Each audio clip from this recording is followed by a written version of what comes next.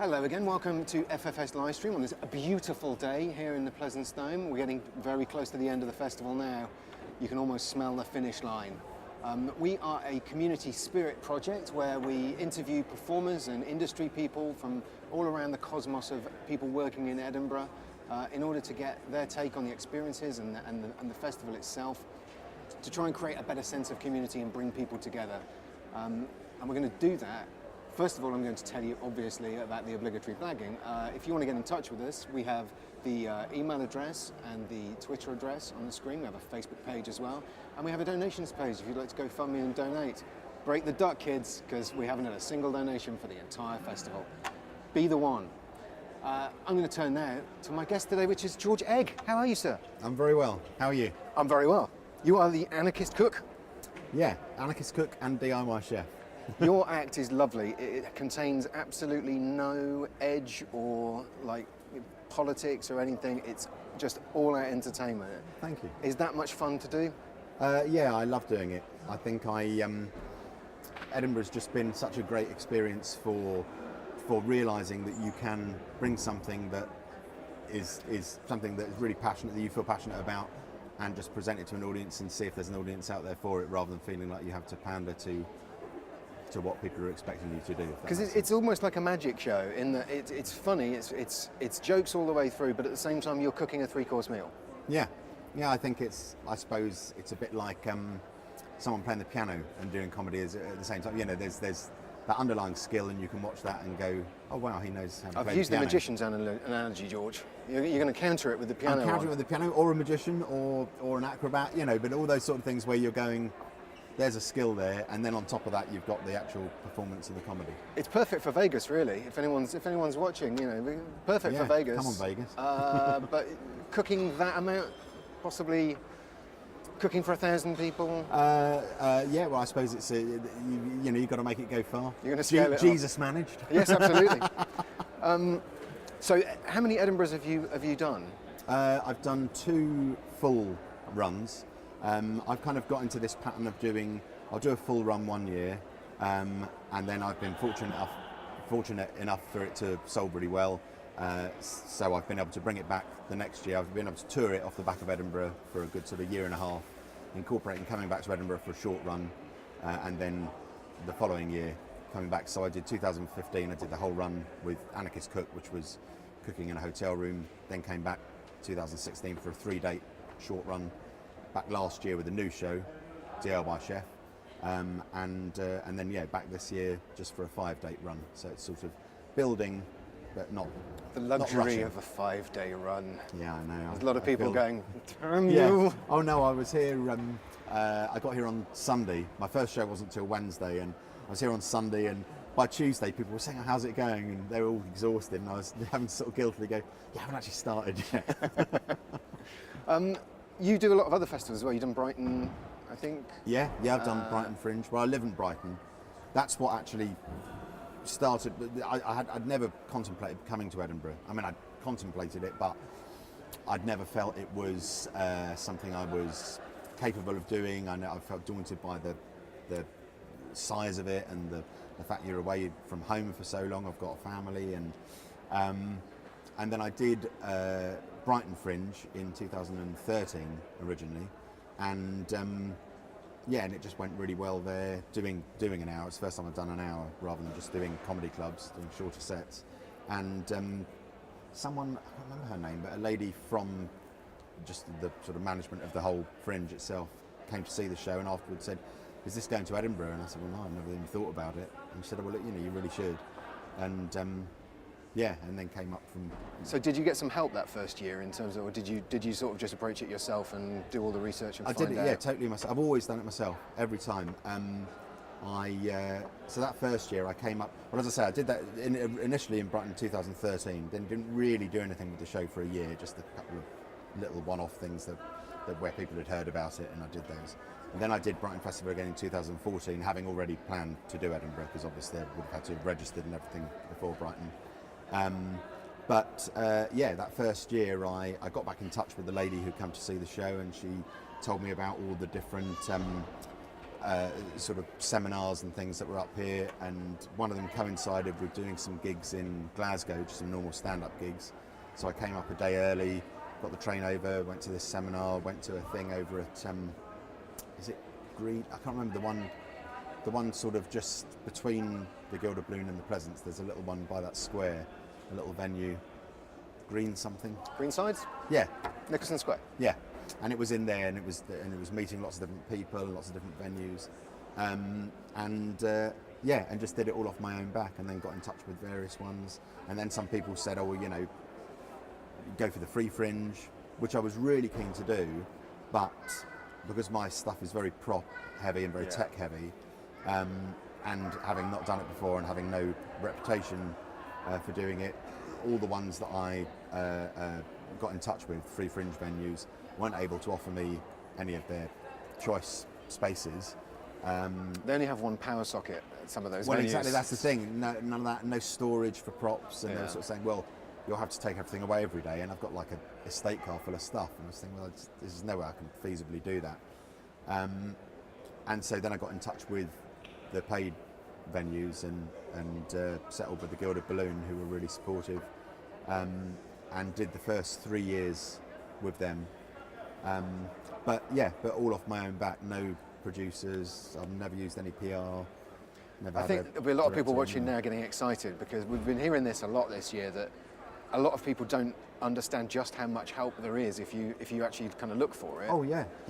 Well, both sort of help as far as proper organised seminars and things, but also help with other comedians who I talked to. Stu Goldsmith was just so helpful, so generous with his time and with his advice and with his encouragement to say, like, you know, you can do without PR. You know, it's a complete unknown entity, and of course there's going to be people who thrive with it, but if you are that sort of driven, determined person that I think I am, you can do just as good a job as they're going to, and in many cases better, because you know, I imagine if you're writing for a paper or something like that and you get an email from a performer saying, really enthusiastic one, saying, like, I'm doing this show and I've done here and here and here, and this is why I think it's worth writing about, that's going to be more interesting than an email from a PR company saying, oh, we got this great show, because you're going to know, well, they're paying you. People do want to help people grand. out. Yeah. Like, I think they're more inclined to help you if you are doing it on your own sometimes than if you had certainly. like a machine behind you. So you've been resident here for like 2.5 months in total. I see. What over the years? Yeah. So do you enjoy Edinburgh? Do you enjoy the city? I love it. I love Edinburgh and Glasgow. In fact, my daughter's at university in Glasgow, so I've been up and down, aside from Edinburgh, you know, quite a lot, and doing other gigs up here outside of festival time as well. I absolutely love it. I mean, I was just walking here this morning on the phone to my wife, getting actually moved, just saying, I'd forgotten how overwhelming it is, and it is just this. It's so intense and it's so big, and it is, a bit much, but in a good way. And you support local suppliers as well, don't you?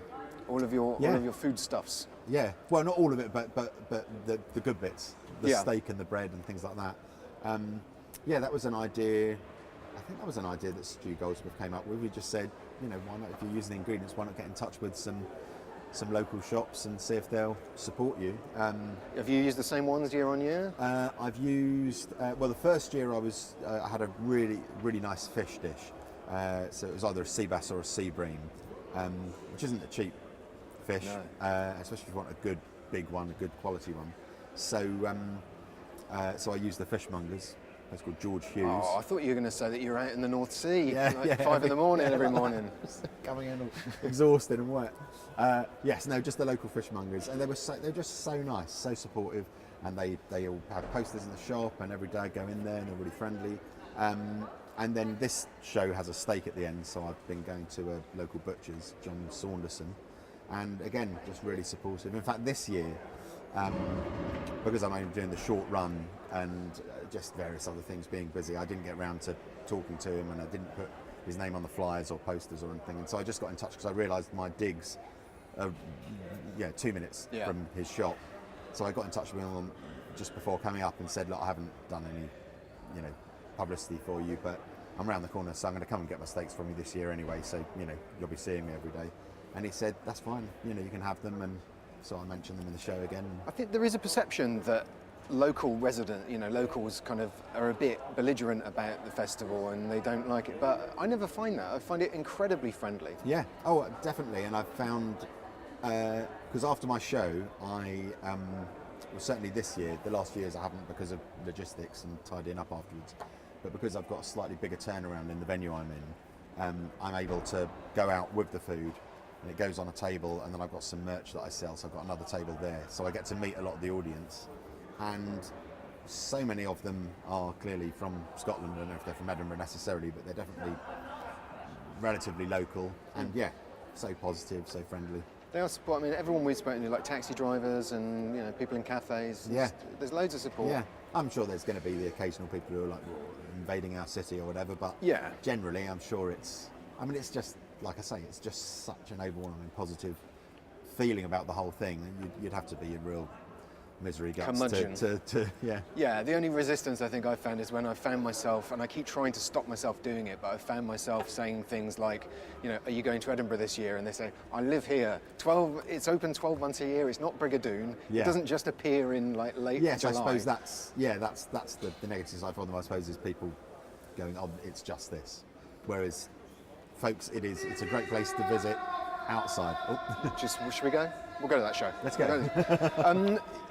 Your support network, so if you're here for the whole month, like you have a support network of kind of comedians up here, how do you deal with being away from the family, and how do you get through it?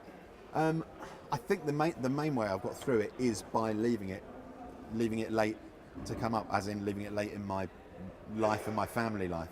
So I've been doing comedy for over 20 years, and one of the reasons why I didn't come up for so long was because I had a young family, and I just thought I don't want to be away that long.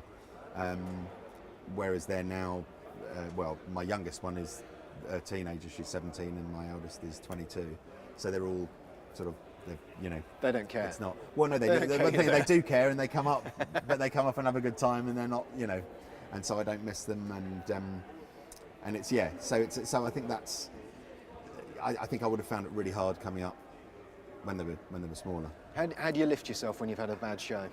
Not that you've ever had a bad show, yeah, obviously.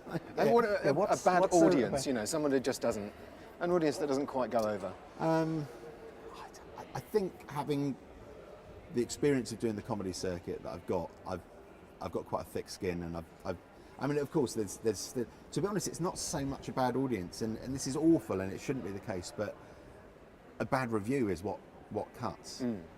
Whereas like, I can have an audience who are a bit flat, but you'll still kind of go, well, I could see that person was enjoying themselves, and yeah, they're a bit quiet, but I could see some smiles, and you know, and then you just kind of go, okay, I'll get on with the next one. But it's absurd, and it so shouldn't be the case. But a bad review makes you just feel like, well, what have I done to displease them? How can I change it? Why would they write that down? Yeah. Why would you put that on but paper? Also, do you find that you'll think, well, you know, you'll entertain thoughts of, well, I'll change that bit. It's like, why am I changing Absolutely. it for this one person whose opinion doesn't matter at all? I think if you really get like weird. a slate of reviews and there are kind of the same thing comes up, then you would take that as critical comment, and you'd think, okay, well, how could we maybe make that better? Yeah. But otherwise, it's like, I didn't like this joke, well, I'll take that out. Yes, no, it's absurd. Because there's only 50,000 other people that have laughed at that over the last 20 years. But that's the thing, is you can have 200 positive comments, and then one negative comment will just completely outweigh them. That's the one that stays with you. It's bonkers. Yeah. What are you looking forward to most this time up here? What would be a win for you? Do you know what? Every time I'm beyond that age. Well, first of all, doing a short run, I wouldn't be eligible for an award anyway. But I know I'm beyond the age where I would be in the running for any kind of award. So I don't. Or certainly, you know, the award, as it were. So that isn't a concern of mine. I know that there's a lot of younger acts who do feel like the whole thing is a competition, and I really don't. I just feel like it is. I don't know. It's weird. I think over the last few years, I've had various meetings with TV people and, you know, and things like that have, in the first instance, felt really positive and like, oh wow, you know, and I'd say to my wife, hey, this is, you know, this might happen, and then they don't happen. You know, and the chances of that happening are so slim that my hunger for that has just gone away. I don't think anything like that is.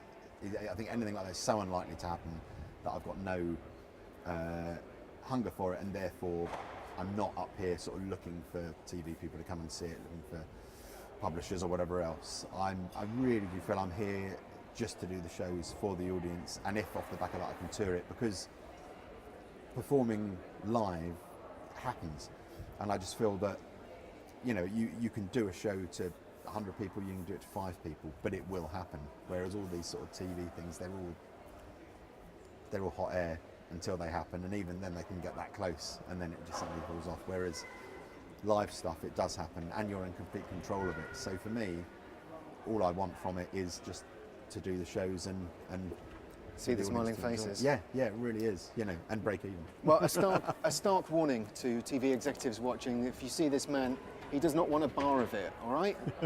Absolutely refuse. We'll send this to Hollywood. I don't mind, and make sure. I just have low expectations. Thank you so much for coming and seeing us. My pleasure. Thanks Have for a having wonderful me. time. You too. And are you seeing much stuff? Are you getting out and seeing much stuff? I haven't been to see a lot. I went to see Raymond and Mr. Timpkins review, who are similar to me, been on the circuit for 20 years, and this is their first year doing Edinburgh, and they were brilliant. Absolutely brilliant, so funny, really silly. I went to see Tim Key last night because he's just one of my absolute favourites, and it was his show from last year. It was Work in Progress last year, and it's the polished thing this time, and that was great. That's all I've seen. I'll try and catch some other It's things. early days. It is. There's Plenty 3 more to see. Thanks very much for watching. We'll be back with some more guests very, very soon. Have a great day. Stay focused out there. Stay hydrated. See you soon.